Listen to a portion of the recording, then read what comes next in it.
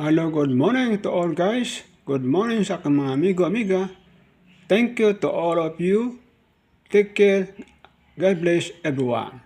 So sa ngayon ay ating talakayin ang balita regarding po sa what we call mainit na balita sa Pilipinas regarding po sa impeachment trial ng ating VP Sara regarding sa mga kaso na netizen.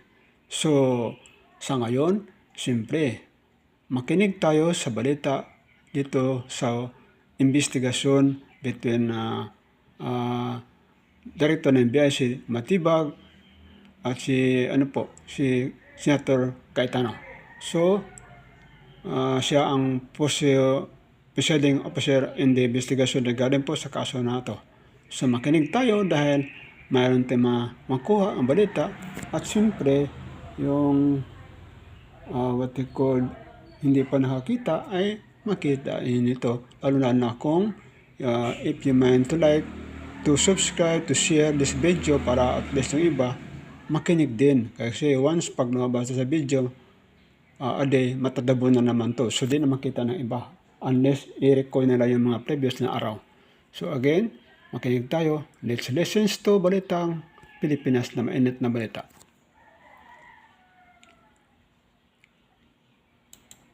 Affidavit po na nabasa ko. No, the only question is the perjury, if you know only that the perjury that was recommended for charging Your Honor, Lascania. I have no personal done, Your Honor. I think, Your Honor, the witness is incompetent to answer that If question. he knows, Counsel, I think the witness already said that he is not aware of it, but that if it is on the record, then most likely it is true. That was the response of the witness earlier. all right, I'll just move on to a new point. Now, allow me to read a statement of Senator Lacson, and then I'll ask questions thereafter. May we request, Your Honor, that the witness be confronted with a document if I think the defense is reading from a document? Yes, Your Honor. We will provide The the hard guidance of the copy. witness, Your Honor. We will provide the hard copy, and then we'll also show the soft copy on the screen, Your Honor. Assisting counsel is authorized to approach All right. I will read. from both parties. I will read and I quote Senator Lacson. Ang may papayo ko lamang kay SPO3 Las Cañas, kung ang layunin ng inyong quote-unquote extrajudicial confession ay mapanagot sa ilalim ng batas si Pangulong Rodrigo Duterte at iba pang personalidad, marapat lamang na maliban sa inyong salaysay, may maipakita ka pang bukod at ibang ebidensya. Kung wala, ay maaaring masayang lamang ang oras ng mga tao dito dahil baka walang kahihinatnan ang isinasagawa nating pagdinig sa araw na ito laban sa sino mang mga taong idinadawit mo. Are you aware of this statement by Senator Lacson against Las Cañas? Ngayon po, nabasa po. You're aware nabasa now. ko po. Alright, at any rate, you mentioned yesterday that you did an open source investigation to obtain the Las Cañas document, correct? That is correct, President. But to be candid, was it just Google search? Hindi po. Are you at liberty to disclose what method you used in that open source investigation? We were provided, dito po nagsimula yan, we got hold of a copy of the affidavit of Arturo Las Cañas. With the permission of counsel for the respondent, the chair will allow the intervention of Senator Judge Lacson given that his name was mentioned, in fact not only alluded to but mentioned by counsel for respondent. Senator Lacson is recognized to give a manifestation. Thank you for allowing me to interject. Maski hindi naayos sa unan yung pahayag kanina. Kasi ang worry ko, pag inupuraw ako doon, interpolate ako doon sa Lapid.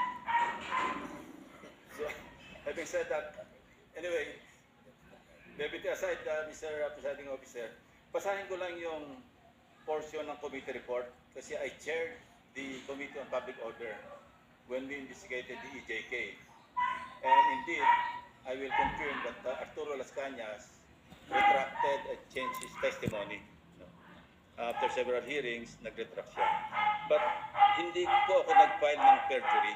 Gusto ko lang correct yun. Ang recommendation po sa Roman numeral number 6, recommendations, part po ito ng committee report. In view of the foregoing, the committee recommends the following. One, amendment of the revised penal code to increase the penalty for the crime of perjury.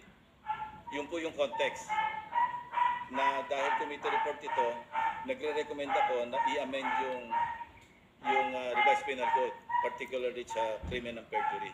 Pero gusto ko lang i-correct na hindi ako nag-file ng perjury. Thank you. The manifestation is noted. Counsel for the respondent may proceed. But at you at liberty to disclose who searched for that Las Cañas document? Ito nga po, yung pong dokumento, we got hold of it. Sabi nga po natin, meron po kami mga tinatawag na amin pong mga informants at mga source. It was provided to us. Nung ibinigay po sa amin to, hindi naman po ibig sabihin ay amin kaagad itong paniniwalaan. At tama po kayo. That's okay. I can ask subsequent questions regarding to that. So actually, my question is, after you had obtained this document, did you subpoena Las Cañas to verify the contents of those documents? Hindi po, Sorry. sapagkat he is nowhere to be found. That's enough. So without verification, you decided to believe the contents of the document that you obtained. Again, ibabalik ko po ron sa 5 nating factors. Isinama lamang namin po ito isa dun sa mga factors na sinasabi po natin, yung pattern of violence na tinatawag. At doon po, doon sa paragraph 270, sinasabi nga po na may kinalaman sa extrajudicial killing si dating Mayor Sara Duterte at sabi pa nga niya, huwag nyo nang barilin, kidnapin nyo na lang. Pero bago po kami dumating doon sa punto na gamitin yun, tingnan na po namin yan. Alright. Sorry to interrupt you. So the short answer to my question is yes. Pakiulit po yung tanong ninyo. The question is, did you decide to believe the contents of the document without verifying it with Las Cañas? Yun nga po yung sagot po hindi Yes. kaagad. Kaya po ikinikwento ko nga kung paano po namin nagamit yun. So hindi po kaagad namin pinaniwala. Okay. Your Honor, may I just manifest that the defense is actually misleading already the witness. He kept on raising the question, did you believe right away? When as a matter of fact, the witness is Your explaining. Honor, I never meant, sorry. Counsel, Your Honor, kindly let the prosecutor finish. The witness has been saying that he did a lot of things after receiving the affidavit of Las Cañas to the extent of going over the 5 factors that he testified to yesterday. But after that first question, so that means yes. The defense said yes to his question, did you believe to that right away, to that affidavit? The position of the witness, Your Honor, is no.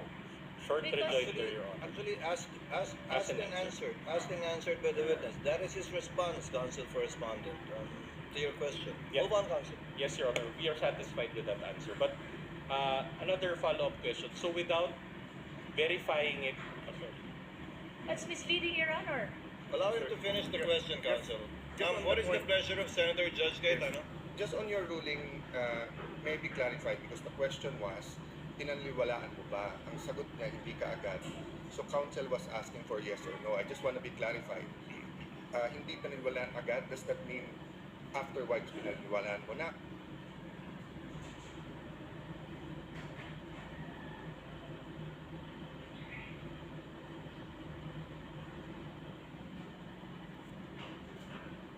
Or never mo pinanliwalaan? Just so that the record is clear. Just that clarification. Thank you, Senator Judge Cayetano. Alan. Witness will please answer.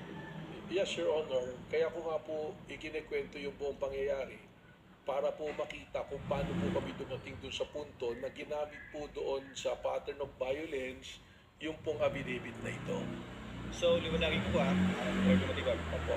Hindi nyo agad pinaniwalaan nung simula, pinadaan nyo rin sa inyong SOP sa investigasyon, kalaunan, pinaniwalaan na ninyo at sa ngayon, pinapaniwalaan po ninyo yung nakasaad dun sa dokumentong yun. Kalaunan po, ito ay ginamit na namin na isa sa basehan po doon sa pattern of violence pagkatapos po namin idaan sa proseso po. So, pinaniwalaan nyo na, pinangawakan nyo na, kumbaga. Sa ngayon po, tama po, Your Honor. Okay.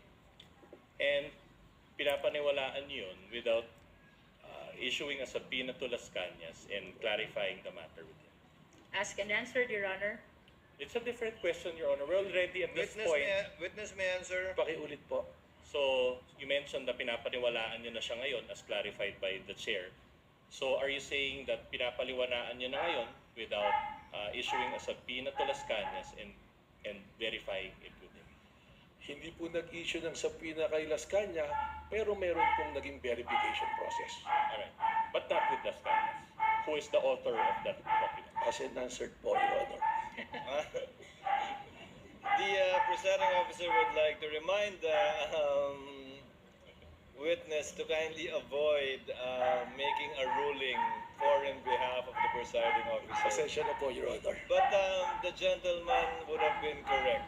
The presiding officer would have said the same thing. Thank you for saving me the trouble. But try to avoid that, Director Matiba. Sorry po, Your Honor. All right, thank you.